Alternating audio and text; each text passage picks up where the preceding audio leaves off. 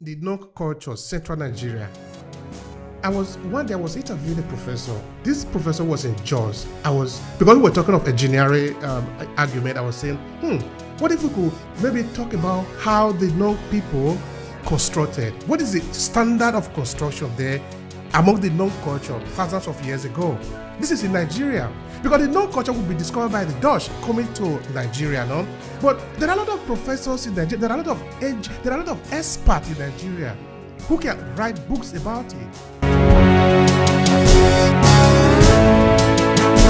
The other day, a lecturer there contacted me. He wanted me to do a storytelling class for students there in Jos. I said, wow, this is very interesting. Then we started. At the point, I was telling the student there, I said, hey, listen, you are sitting on top of a gold mine. Because Harvard University want to do a research about the Nok culture. But do you know that you have more authority to talk about the Nok culture than the Harvard University lecturer? The simple answer is yes.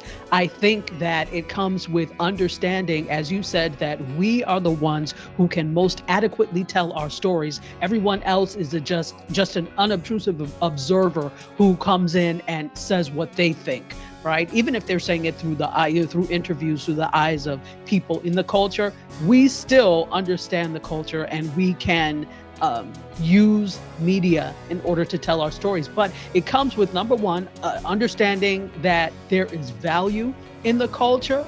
Thank you for checking out this video. Are you getting enough value from it? You see, this video was created for the purpose of adding value to you. So if this video make any sense to you, let me know in the comment section below. I'm interested in understanding what you take away from this video and if it makes sense to you, so we can provide more. And let's return to the video because, like I said before, that is our target audience here. Yeah. Both the African diaspora and also Africans in Africa, we have a peculiar problem that we are dealing with. We are still dealing with it, and of course, we deal with it also in times to come, which is our image, how we are portrayed in the world. And this is because for very many years, somebody have been telling our story. We are not be the one telling the story.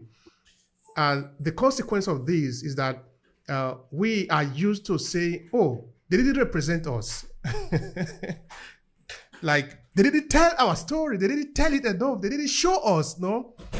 But I often say, but there is no guarantee that they're going to show us. There is no guarantee that they're calling us to CNN.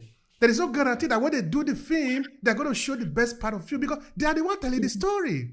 Yeah. Now, if we are talking of the creative economy or the creator's economy, we now have access to the tools to create the information.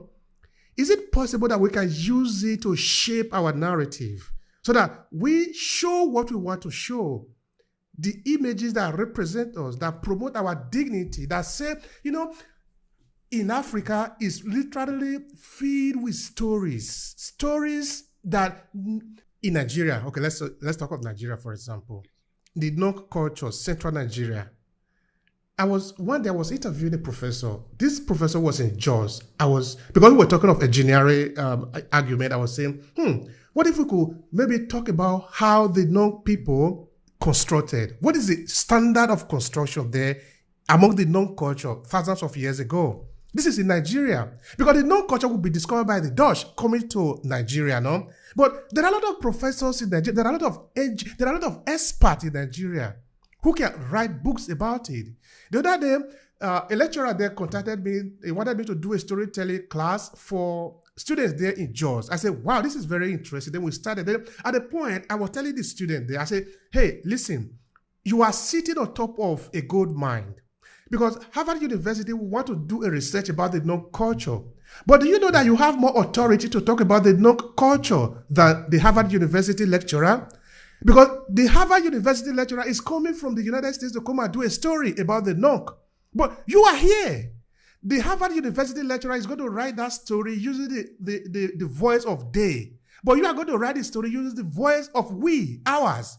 You have more power. You have more authority talking about this story than somebody coming from Europe or the United States.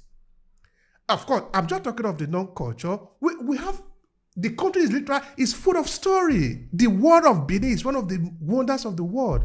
But we don't want We don't expect the Europeans to say, okay, they didn't add us. But why are they going to add us? So the question is this one. Okay, I'm a little emotional when it comes to this area, no? Because I see us having the possibility to do the things. Sometimes we don't do it. Sometimes we also go around regurgitating the same thing that have been written by other people, while we have the chance to write it ourselves and use the term because we're talking about our ancestors. They are our people. They are our fathers and our mothers. So we're not going to write that story, say they. We're talking of we. Mm-hmm. Can we use this opportunity to reshape our identity, to reshape our history? Please share with me there.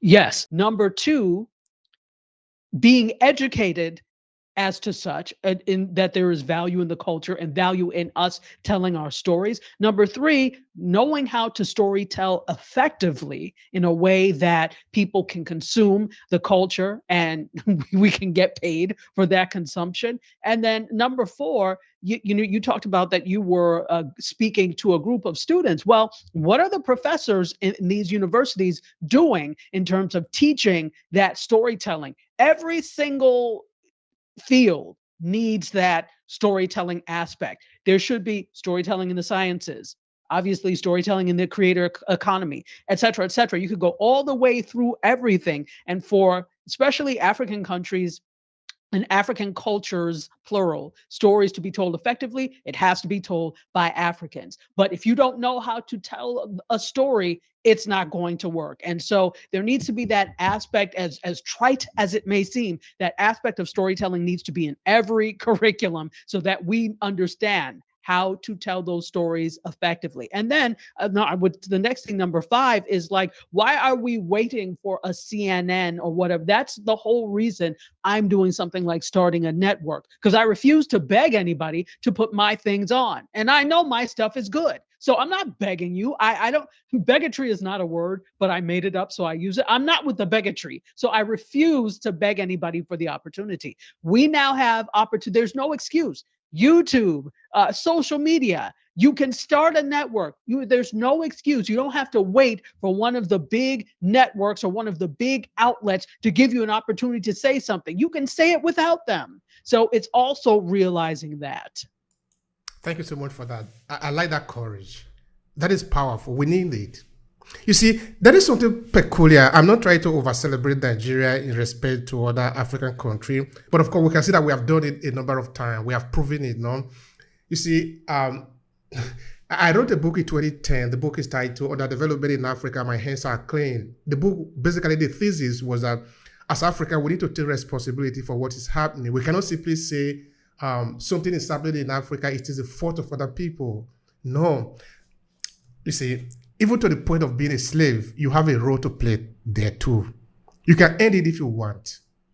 All right. So what I'm saying in essence is we have a responsibility, a very big one. We cannot leave it to other people to do.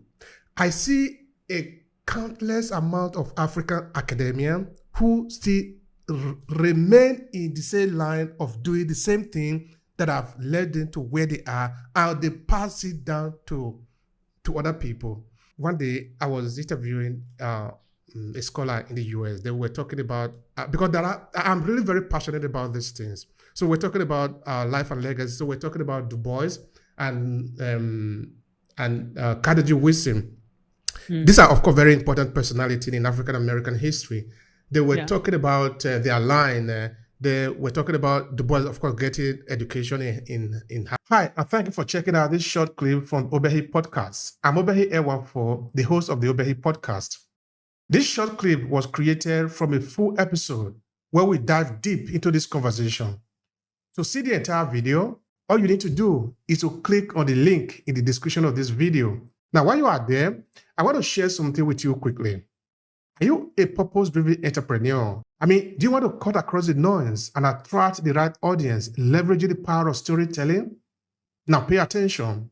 I'm currently working on a signature program to help you own your story and stand out for the competition. It's a 5-step journey to help reshape your professional and business narrative so you can drive success and stand out in the competition. And in less than 90 days. The link is what you see on your screen, academy.aclasses.org/story. Now, this is what we have understood. Storytelling is the most powerful instrument that is known to man. And this is what this could mean to you. You could either choose to own your story and leverage it to amplify your message and whatever you represent in this world, or some other person could own that story. The choice is yours. So why don't take advantage of your story and use it wherever you are, whether you are in business environment or you are a professional individual who want to be able to build your influence and leave a legacy behind because you represent something. You are owning your story. You are somebody whose story is important. So the choice again is yours. Now let's get started with this short clip.